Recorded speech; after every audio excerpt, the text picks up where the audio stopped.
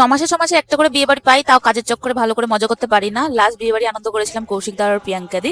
আর এতদিন বাদে একটা বিয়ে বাড়ি পেয়েছি, সেটা হচ্ছে পিওর বিয়ে। আর আজ ছিল পিওর বিয়ের মেহেন্দি। আর তোমরা তো জানোই যে আমি যে কোনো যে অনুষ্ঠানে ভীষণ ভীষণ মজা করতে ভালোবাসি। আর আমি ওখানে গিয়েই নাচতে শুরু করে দিয়েছি, কারণ নাচ ইজ ম্যান্ডেটারি, আমার জন্য তো খুবই ম্যান্ডেটারি। আর আমার সাথে নাচে কোম্পানি দিচ্ছে প্রিয়াঙ্কা দি, কারণ যেই বাড়িতে বিয়ে হচ্ছে সেই বাড়িটাই হচ্ছে প্রিয়াঙ্কা দির শ্বশুর বাড়ি। আর স্টুডিওতেই হচ্ছে মেহেন্দি অনুষ্ঠান হচ্ছিল। সেরকম বড় কিছু হয়নি, তো ছোট্টখাটো আমাকে নিয়ে একটুখানি মজা টজাই হয়েছে, কারণ আমি একটু বেশি মজা করতে ভালোবাসি। দেখতেই পাচ্ছ আমি কত ডান্স করছি। ও আরো একটা তো কথা বলিনি, যে এই অনুষ্ঠানে এসে তাদের নিয়ে তো সেই কথাগুলো বলিনি।